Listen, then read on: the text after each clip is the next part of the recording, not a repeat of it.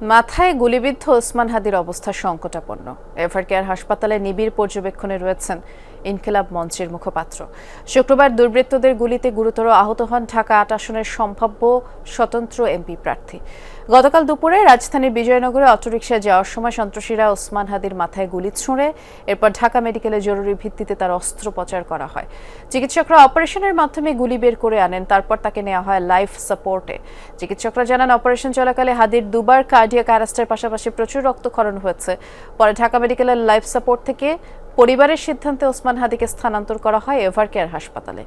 এদিকে শনিবার বিকেলে এভারকেয়ার হাসপাতালে চিকিৎসাধীন ওসমান হাদির শারীরিক খোঁজ নিতে আসেন স্বরাষ্ট্র উপদেষ্টা জাহাঙ্গীর আলম। আমরা এ পর্যায়ে যাব এভারকেয়ার হাসপাতালে। আমাদের সহকর্মী ফয়সাল মাহমুদ অপেক্ষা করছেন আমাদের জন্য। ফয়সাল, হাদির ব্যাপারে চিকিৎসকরা নতুন কোনো তথ্য দিয়েছেন কিনা জানাবেন আমাদের।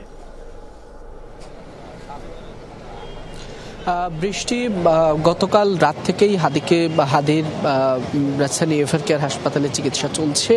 এখন পর্যন্ত সকালের দিকে হাদির চিকিৎসায় গঠিত বোর্ডের পক্ষ থেকে তার স্বাস্থ্যের বিষয়ে জানানো হয়েছে। তখন যেটি বলা হয়েছে যে হাদির শারীরিক অবস্থা অপরিবর্তিতই রয়েছে, অর্থাৎ মূলত ঢাকা মেডিকেলে হাদির অস্ত্রোপচারের মাধ্যমে যে অবশিষ্ট তার মাথায় থাকা, তার মস্তিষ্কে থাকা যে বুলেটটি অপসারণ করা হয়েছে, তারপর মূলত উন্নত চিকিৎসার জন্য এভারকেয়ার হাসপাতালে নিয়ে আসা হয়।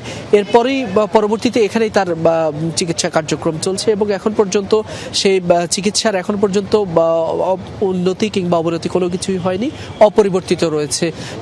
পাশাপাশি মূলত এখানে তাকে পর্যবেক্ষণের জন্য ৭২ ঘন্টার কথা বলা হয়েছে ডাক্তারদের পক্ষ থেকে।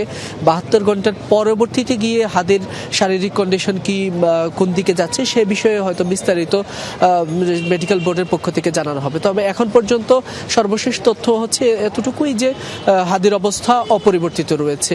আমরা দেখেছি কিছুক্ষণ আগে এখানে হাদিকে দেখার জন্য, তার শারীরিক চিকিৎসার খোঁজ খবর নেওয়ার জন্য স্বরাষ্ট্র উপদেষ্টা জাহাঙ্গীর আলম এসেছেন। তিনি এসে চিকিৎসা কার্যক্রম পরিদর্শন দেখেছেন এবং সেখানে উপস্থিত ডাক্তারদের সাথে কথা বলেছেন। এর পাশাপাশি হসপিটালে আমরা দেখছি বিভিন্ন রাজনৈতিক দলের নেতারা, এর পাশাপাশি বিভিন্ন সরকারি কর্মকর্তারাও আসছেন, তারাও দেখভাল করছেন। তবে এখনো পর্যন্ত যদি বলি শারীরিক অবস্থার উন্নতির আশা এখনো ডাক্তাররা সেভাবে বলছেন না। পরবর্তী ৭২ ঘন্টা পরবর্তীতেই মূলত বলা যাবে হাদির কি অবস্থা।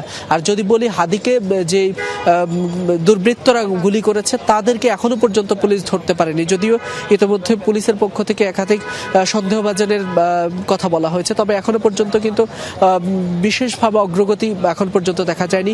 সে বিষয় নিয়ে হাদির সমর্থক ভক্ত যারা রয়েছেন তারা বেশ হতাশা প্রকাশ করছেন। এখানে অনেকেই আসছেন এবং হাদির জন্য দোয়া করছেন। তো বৃষ্টি, এ ছিল এখান থেকে।